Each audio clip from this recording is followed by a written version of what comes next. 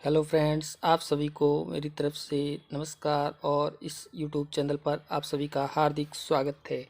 आज हम जिस टॉपिक की चर्चा करेंगे उससे पहले ये कुछ संख्याएं लिखी हुई हैं उसको देख लेते हैं। पहले ये संख्याएं लिखी हैं 1 से लेके 10 तक संख्याएं लिखी हुई हैं, उसके बाद इनके वर्ग लिखे हुए हैं यहाँ पर, ठीक है।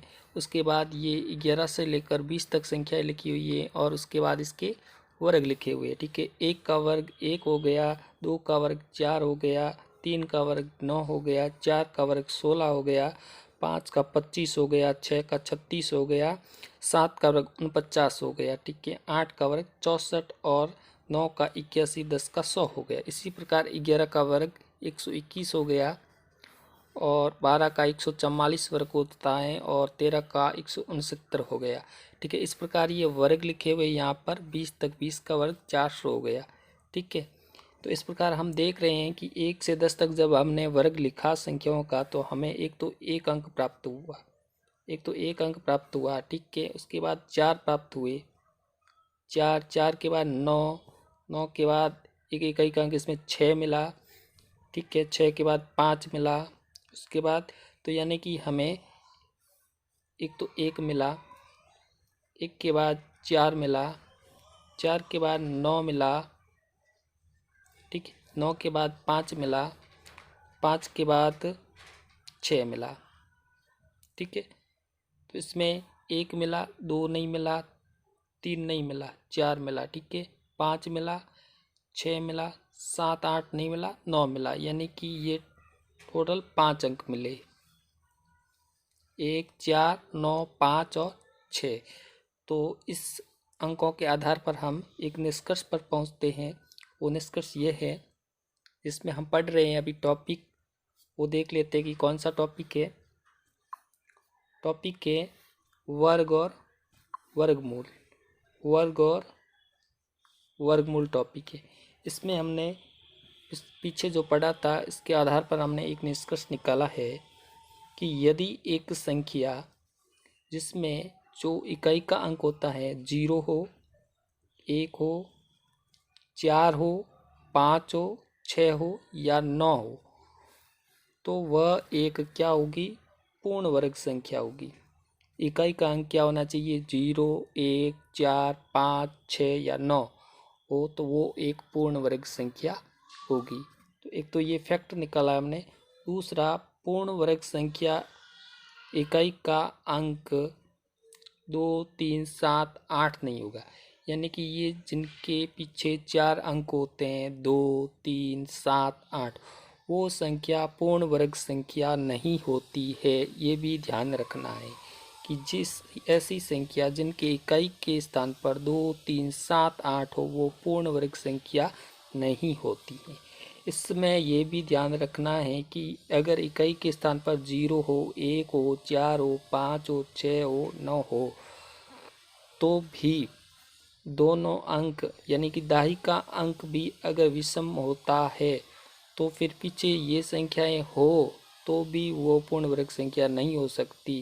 अगर पीछे ये संख्या हो और दाही का अंक सम हो तो फिर वो पूर्ण वर्ग संख्या होगी। ये मैं पहले आपको बता देता हूँ। पूर्ण वर्ग संख्या में 5 के साथ हमेशा 2 आता है। एक बात ये भी ध्यान रखिए कि पूर्ण वर्ग संख्या होती है उसमें हमेशा हमने देखा है कि 5 के साथ में 2 आता है, यानी कि दाई के स्थान पर 2 आता है, इकाई के स्थान पर 5 आता है। जैसे देखो ये 25 है, ये 5 का वर्ग है जिसमें 2 और 5 आए। 725 है, ये देखो 25 का वर्ग है तो इसमें ये भी एक वर्ग संख्या जिसमें 2 और 5 आ रहे हैं। ये भी एक वर्ग संख्या है जिसमें 2 और 5 आ रहे हैं, ठीक है। तो पूर्ण वर्ग संख्या में 5 के साथ हमेशा क्या आता है, 2 आता है। ये बात भी आपको एक ध्यान रखनी है। उसके बाद है पूर्ण वर्ग संख्या के अंत में शून्यों की संख्या क्या होगी, हमेशा सम संख्या में होती है। शून्य हमेशा या तो शून्यों की संख्या 2 होगी या 4 होगी या 6 होगी या 8 होगी, यानी कि सम संख्या के अंदर शून्य आएंगे, विषम संख्या में कभी भी नहीं आएंगे शून्य अगर पूर्ण वर्ग संख्या है तो। अगर पूर्ण वर्ग संख्या नहीं है अगर तो फिर वो उसमें अगर 3 शून्य आ गए, 5 शून्य आ गए तो वो संख्या पूर्ण वर्ग संख्या नहीं होगी, ठीक है ना। ये बात ध्यान रखिए कि पूर्ण वर्ग संख्या के अंत में शून्यों की संख्या हमेशा सम संख्या के अंदर होती है, ठीक है। इसके बाद नेक्स्ट कि पूर्ण वर्ग संख्या जो होती है तो उनका बीजांक हमेशा क्या होता है, 1, 4, 7, 9। ये भी बात ध्यान रखनी है कि पूर्ण वर्ग संख्याओं का बीजांक होता है वो 1, 4, 7, 9 होता है। जैसे ये एक संख्या है, ये संख्या पूर्ण वर्ग संख्या है या नहीं है वो पता करने के लिए इनके अंकों का योग करते हैं। 1 + 2 और +5, इनका योग किया तो 2, 2, 4, 1, 5, 5 + 5 हो गए 10। ठीक है, फिर 10 को भी हमने जोड़ा 1 + 0, तो क्या आंसर आया, 1 आया। तो इस प्रकार बीजांक निकालते हैं। तो एक बीजांक है किसका, पूर्ण वर्ग संख्या का। तो ये क्या है, पूर्ण वर्ग संख्या है। कौन सी, 1225, क्योंकि इसका बीजांक क्या आ गया, 1 आ गया। ठीक है, इस प्रकार हम बीजांक से पता कर सकते हैं। एक मैं संख्या लिख के आपको बता देता हूँ। जैसे ये संख्या मैंने लिखी 625, ये मैंने एक संख्या लिखी। अब आपको बताना ये पूर्ण वर्ग संख्या है कि नहीं है। ठीक है, तो इसका योग करते हैं, 6 + 2 + 5। देखो 5 और 2 7 हो गए, 7 और 6 कितने हो गए, 13 हो गए। फिर 1 13 हो गए। ठीक है, 1 + 3 कितने हो गए, 4 आ गए। ठीक है, तो 4 आता है, तो ये भी क्या एक पूर्ण वर्ग संख्या है। तो इस प्रकार हम बीजांक की सहायता से भी पता कर सकते हैं कि संख्या पूर्ण वर्ग संख्या है या नहीं है। ठीक है, आगे चलते हैं। यदि किसी संख्या के इकाई के स्थान पर 1 व 9 आता है, कोई ऐसी संख्या होती है जिसके इकाई के स्थान पर क्या आता है, 1 आता है या 9 आता है, तो उसकी वर्ग संख्या के अंत में क्या आता है, हमेशा 1 आएगा। हम देख रहे हैं कि इकाई का ये संख्या है जिसमें अंक 1, 9 आ रहा है, इसमें अंक 1 आ रहा है। तो इसका जब वर्ग करते हैं तो इकाई के स्थान पर क्या आएगा, 1 आएगा। इसका वर्ग किया तो इकाई के स्थान पर क्या आएगा, 1 आएगा। ठीक है, तो अगर 9 और 1 आता है तो उसका वर्ग करने पर जो संख्या आती है उसमें सिर्फ क्या आएगा, 1 ही आएगा। ये भी ध्यान रखना है। ठीक है, आगे चलते हैं। नेक्स्ट, यदि किसी संख्या का इकाई अंक व दहाई अंक दोनों विषम संख्या में हो तो वह पूर्ण वर्ग संख्या नहीं होगी। मैंने अभी बोला था आपको पहले कि कोई भी संख्या जिसमें इकाई का अंक और दहाई का अंक दोनों विषम संख्या में है तो वो पूर्ण वर्ग संख्या नहीं होगी। जैसे ये इसमें इकाई का अंक 9 है और दहाई का अंक 5 है, दोनों विषम संख्या हैं, तो ये पूर्ण वर्ग संख्या नहीं होगी। ठीक है, तो ये पूर्ण वर्ग संख्या नहीं हो सकती। इसमें भी इकाई का अंक 1 है, दहाई का अंक 5 है, तो ये भी पूर्ण वर्ग संख्या नहीं होगी। ठीक है, तो ये दोनों पूर्ण वर्ग संख्याएं नहीं होगी। उसके बाद है, यदि किसी संख्या का इकाई अंक 4 और 6 है, कोई संख्या है जिसका इकाई का अंक क्या है, 4 है या 6 है, तो वर्ग संख्या हमेशा किस पर समाप्त होगी, 6 पर समाप्त होगी। जो वर्ग करेंगे तो उस जो संख्या आएगी उसमें इकाई का अंक क्या आएगा, 6 आएगा। ये 4 है, 4 का वर्ग क्या होता है, 16, 6 आ गया। इकाई का अंक 6 का वर्ग 36, 6 आ गया। 14 है, इकाई का अंक 4 है, तो वर्ग क्या हो गया, 196, इकाई का अंक 6 आ गया। ठीक है, यानी कि कोई संख्या जिसमें अंक 4 और 6 है इकाई का, तो उसमें जो वर्ग की संख्या होगी, जो वर्ग संख्या होगी उसमें इकाई का अंक हमेशा क्या आएगा, 6 आएगा। ये बात भी आपको ध्यान रखनी है। ठीक है, इसके बाद आगे चलते हैं। दो क्रमांगत यानी कि दो लगातार पूर्ण वर्ग संख्याओं के मध्य 2n प्राकृत संख्याएं होती है या होगी। तो दो क्रमांगत पूर्ण संख्याओं के मध्य में 2n प्राकृत संख्याएं होती हैं। जैसे दो संख्याएं हैं, हम देखते हैं। एक संख्या है जैसे ये 9 स्क्वायर 9 स्क्वायर 9 स्क्वायर। उसके बाद दूसरी संख्या है 10 स्क्वायर। दो संख्या है 9 स्क्वायर और 10 स्क्वायर। ठीक है, तो इनके मध्य प्राकृत संख्या कितनी होगी, 2n होगी। कितनी होगी, 2n होगी। तो ये आपका क्या है, n का मान है। ठीक है, तो 2n होगी, तो 2 इंटू 9 बराबर कितनी होगी संख्याएं प्राकृत? 18 संख्या हो गई। कितनी संख्या हो गई? 18 हो गई। ठीक है।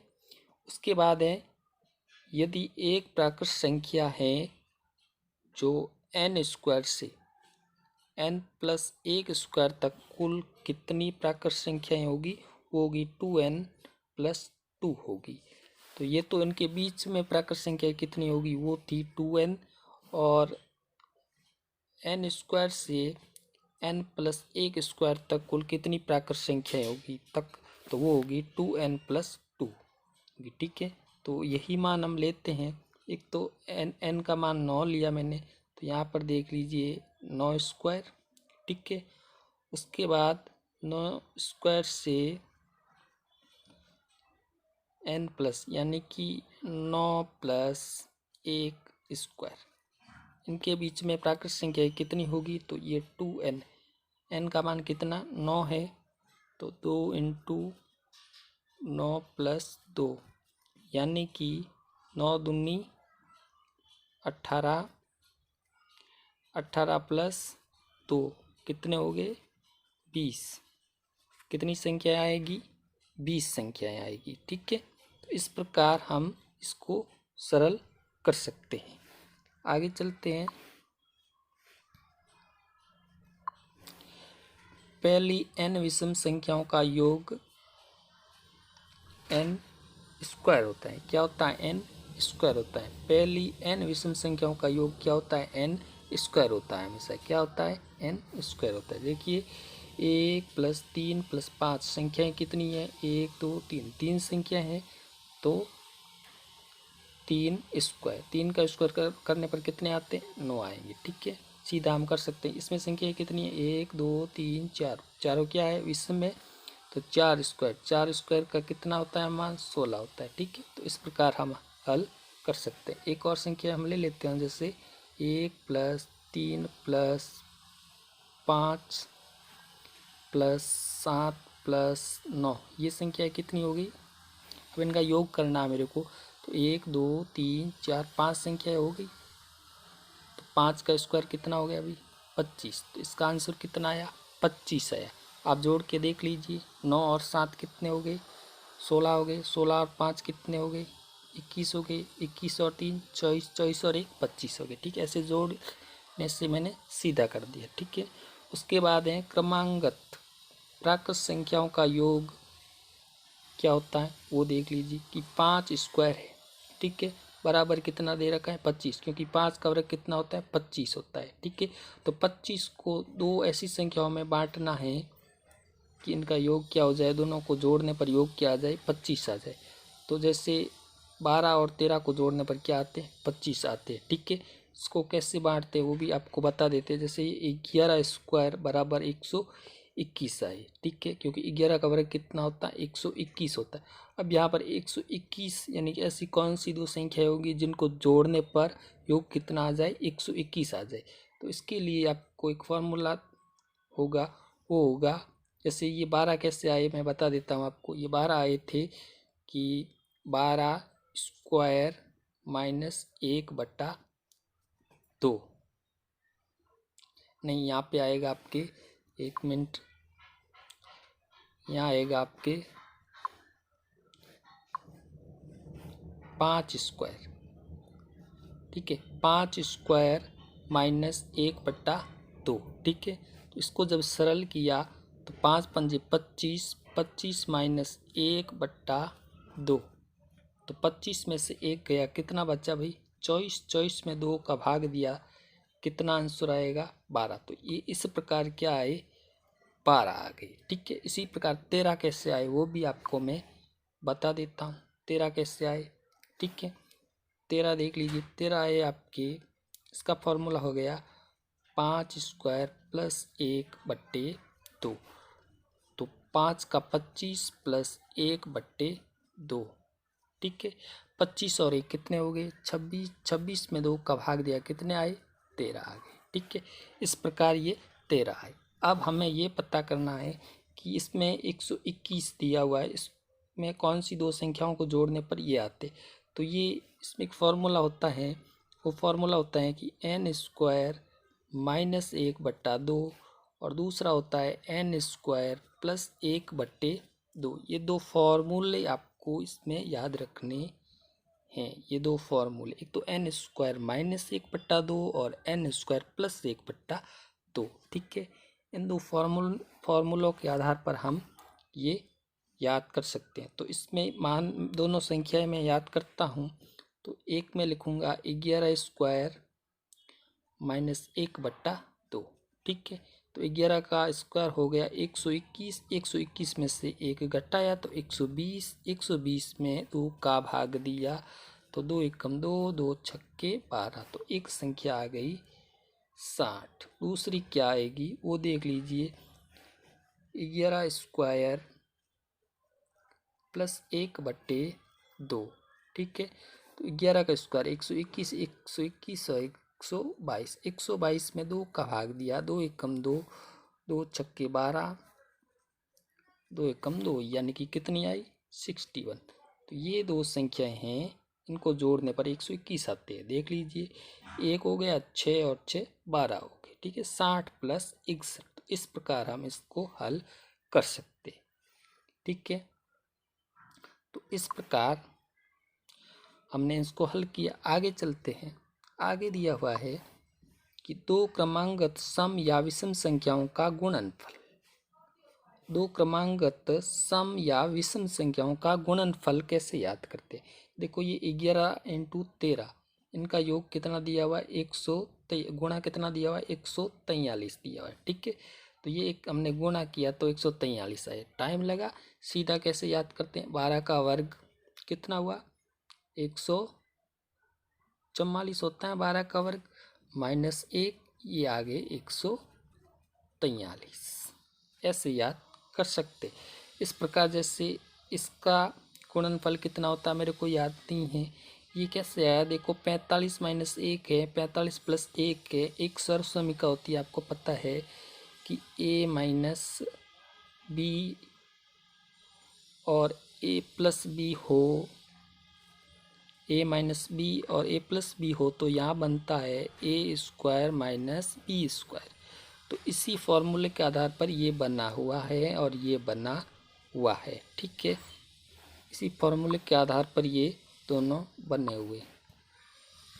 अब इसको सरल करते हैं तो ये 45 का हमें क्या करना पड़ेगा, वर्ग कर दो। 45 का वर्ग करने पर 45 का वर्ग बिल्कुल सरल है। 5 का हो गया देखो 25।